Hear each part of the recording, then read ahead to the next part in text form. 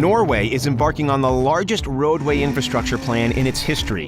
In fact, it may be the largest road revamp in the entire world. With a budget of $47 billion, this new coastal highway is going to connect areas of Norway that used to take 21 hours to travel between. It's going to bypass 7 different ferry crossings and cut travel time down by half. But how exactly is this possible? Well, by essentially creating the world's first ever floating highway. From state-of-the-art floating tunnels to how they're dealing with safety concerns. Here's a look inside Norway's ambitious new project. The almost 700-mile trip between the Norwegian cities of Kristiansand in the south and Trondheim in the north typically runs about 21 hours if you're traveling at an average of 30 miles an hour. That's over $200 in gas for a small car to travel just one way. Since 60% of Norway's exported goods are produced in the west coast, where a third of Norway's population also lives, there's a lot of traveling between cities to keep the country running. But with a new multi-billion-dollar road project, Norway hopes to cut travel times and the cost of gas to get there in half. With 7 different ferry crossings along the way, getting around Norway is anything but a piece of cake, especially when you realize that each crossing can take about 45 minutes and cost about $16. Tourists may enjoy the scenic route, but those traveling for business or even medical purposes aren't big fans of taking the long way. Fortunately, there will soon be a shortcut, thanks to the development of the new coastal highway Route E39. This $47 billion infrastructure project aims to replace the ferries with bridges and to create conventional tunnels as well as what could be the world's first floating tunnel to form the highway. The submerged roadway is essentially a pair of concrete tubes submerged about 100 feet below the water's surface. This new and more predictable transport system will be a great benefit to Norway's national economy. It'll connect cities in ways they haven't been before and create new patterns of habitation for the people living there. These new roads will also shorten the path to reach hospitals, jobs, and schools, creating a more stable and diverse economy and a lot of happy commuters. Norway also hopes that the new highway will increase their population. Some areas, like Tysons, a region of rural municipalities located on an archipelago off the coast, have lost over 50% of their population in the last century due to inaccessibility. The trend of population loss is continuing across Scandinavia. There are many benefits to restructuring the E39, but preliminary estimates show that the required investments and improvements will cost much more than the $47 billion highway budget. They estimate it could even be as much as 340 billion Norwegian krone or $38 billion extra. So why exactly does Norway want to embark on this crazy floating tunnel strategy instead of just making more bridges? Norway has a few environmental issues with making roads. First, the harsh weather conditions can be unpredictable, with roads often closing and ferries having to cancel their departure last minute due to snow, heavy winds, or high waves. This leads to people driving for hours only to be turned away at crossings and forced to put their plans on hold. Norway is also home to many deep fjords, which makes things like bridges necessary.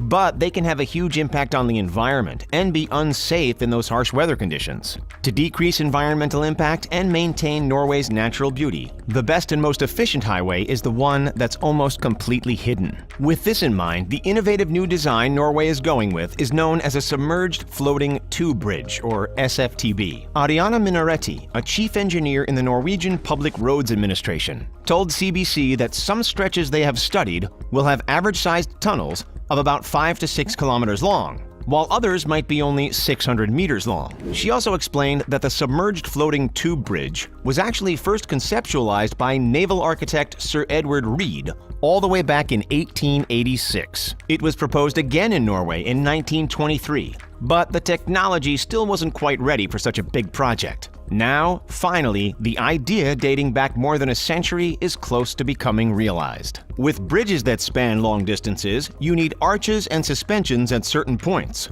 But for a submerged floating tunnel, if you do it absolutely correct and balance the weight of the structure with the buoyancy of the structure, it can go on forever, said Niels Erik Anders Ronquist, a professor of structural engineering at the Norwegian University of Science and Technology, who now works as a consultant on the new highway project. When a fjord is deeper than 100 meters or wider than 2 to 3 kilometers, the seabed is too deep for a traditional rock tunnel because it implies the use of a huge amount of land on the shores. Suspension bridges seem like an obvious second choice, but the harsh winds can endanger travelers and force the closure of these bridges. But with a floating tunnel, All of these issues can be avoided. Though the floating tunnel is buoyant, the tube itself isn't actually floating. The tubes are stabilized by cables tethered to the seabed, or by pontoons floating on the surface at roughly 800-foot intervals. The pontoon idea is likely the safest because boats will be able to easily see the location of the tunnel. And with the actual tunnel far enough beneath the water's surface, ships, boats, and even submarines will be able to easily avoid collision. The experts have decided that 20 to 50 meters, or between 60 to 150 feet below the surface, is sufficient depth to avoid collisions with water traffic while also avoiding a depth that could cause increased water pressure. One of the proposed new tunnels is in Bonnefjorden, and it's called the Rogaland Fixed Link, or simply Rogfast. Construction has already started on the submerged tube bridge that'll be 390 meters deep and have a 27-kilometer-long tunnel, making it the deepest and longest undersea road tunnel in the entire world. A spur connection to the island municipality of Kvitsøy will be included in the design, creating a place where people can exit the E39 to enter a small village. Like conventional tunnels, the floating tunnel will also have escape routes that motorists could take to return to the surface in case of an emergency. The Rogfast tunnel will have emergency exits every 250 meters, 820 feet, along with emergency lights and phones at various intervals. The work on this particular tunnel started in 2018 and was expected to be completed in 2026 for a cost of $2 billion. But with the project already overrunning cost estimates, it's now only expected to be completed by 2029. The government has proposed fundraising of an extra 1.3 billion Norwegian krone, or $145.5 million, and they plan to put a toll in place for 20 years after the tunnel's completion, with a fee of 150 krone per passage for light vehicles. That amounts to about $16, which is about the same price it would take you to hitch a ride on one of those ferries. The design for these submerged tunnels is definitely innovative, but with innovation comes a lot of brand new problems. Fires and explosions are a major concern, as escaping an underwater tunnel isn't exactly the easiest thing to do. Just imagine being stuck 150 feet underwater while disaster occurs.